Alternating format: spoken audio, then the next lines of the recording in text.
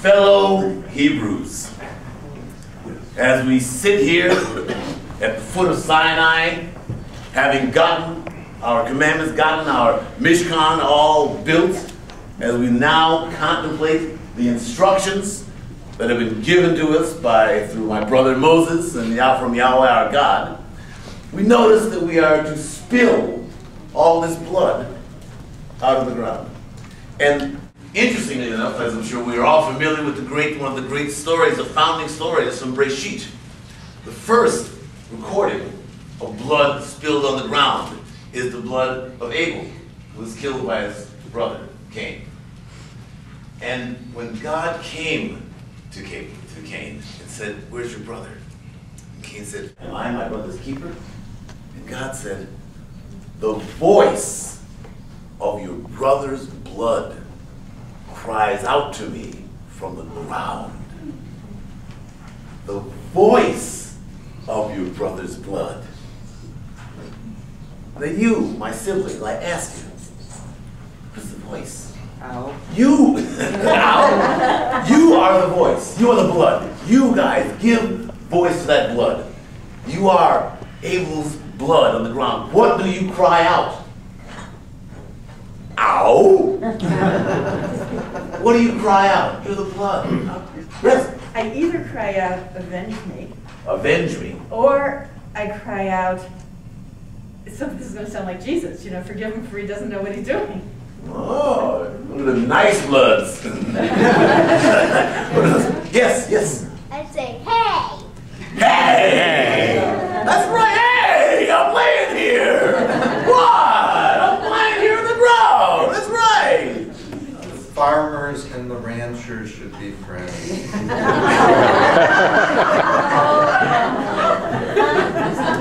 Yes, ma'am. Now, you're gonna come clean it up.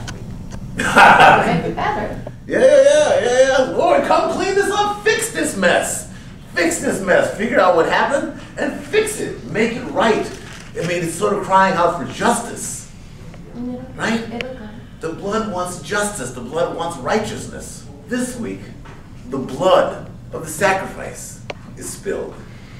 Is there a difference between what the sacrifice cries out and what Abel cries out?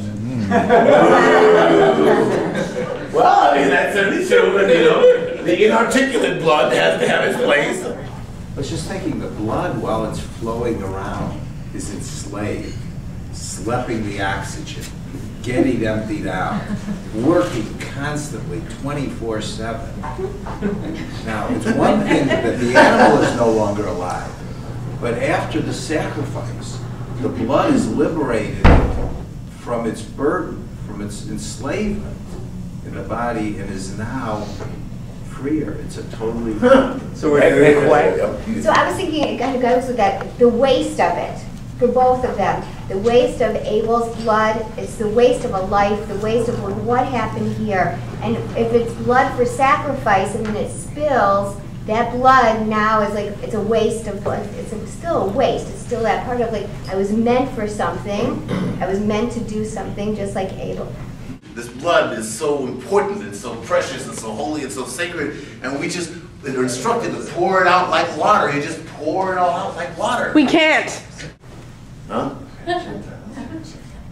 Alright, I have to complain about something. I'm a vampire. And I was a Jew before I was a vampire. I'm a Jew now that I am a vampire. And all I'm asking for is acceptance. Is it that hard? I mean, it's tough to be an observant Jew and a vampire. Well, the Torah says that as long as you drink, you can break every Jewish law to sustain life. Well, I mean, that is... You're undead. Say what? Are you alive?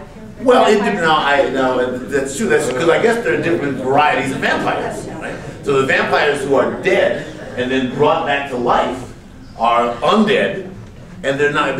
One can argue that they might not be halakhically alive. It's a great area. Since they are right. But however, there are other vampires like the Cullen vampires who don't die. So a vampire who doesn't die and is kept alive could reasonably be said to sustain life. Is that right? Yes.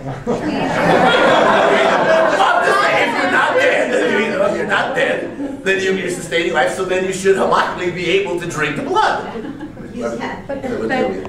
But doesn't the Torah also say that you can't take another's life to save your life? No. Generally speaking, you're right. You can't take a life in order to save your own. However, I believe just last month in Purim, or like earlier in the month in Purim, the Jews of Persia killed 70,000 people because they were their enemies. It was their intention to do you harm, gave you permission to take their lives. So that to the extent that we hate and want to kill vampires, a good observant Jewish vampire would be able to kill humans and drink their blood if those humans wanted to kill them. I would argue like this. Well, and haven't we learned from the movies that some vampires can exist without eating humans? They can eat animals. That's right. Now, and we have no issue. I am a vegetarian vampire. I do not drink human blood, only the blood of animals. But now, and that's an important thing. Although now, That's vegetarian? that's in vampire world. That's vegetarian. Me too. All right, you see that? She's a humanistic vampire? I'm A positive, but she could use that. I'd like to donate my blood so that we can keep our vampire happy. Vampire.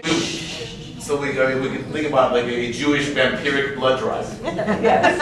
Anybody here with volunteer some blood to the vampires there? There you go, Carl.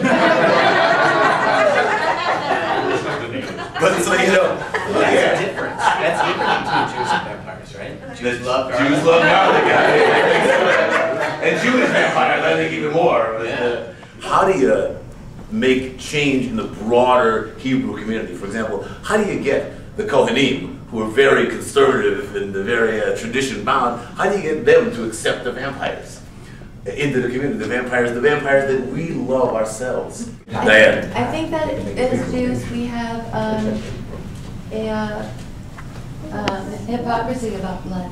We have horrible history of fear of women menstruating. Well, that really is evil.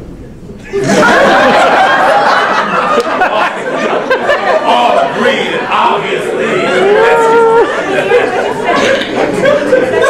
I said menstruating really is evil. And we have... I think a lot of it too, I mean, having read Twilight, has to do with the fact that we need to, when we're presented with something, we need to look beyond that first thing. Vampires, ugh, bad, horrible, can't be around them, can't be near them, all of them are just out to get us. And I think that we as Kohanim, and that we as Jews and we as people do that a lot with other groups that we come into contact with, that we just make initial assumptions about that person as part of a whole group, rather than looking at that person as an individual and say, okay, yes, he's a vampire, but maybe that's okay. And maybe even though that person's a vampire, they still have some really, really good parts of them, and maybe there are some bad parts, and maybe we need to be aware of those and talk about them, but that just because somebody's a vampire doesn't necessarily mean that he or she is somebody to completely stay away from. Yeah, you shouldn't judge a bloodsucker by his fangs. Exactly.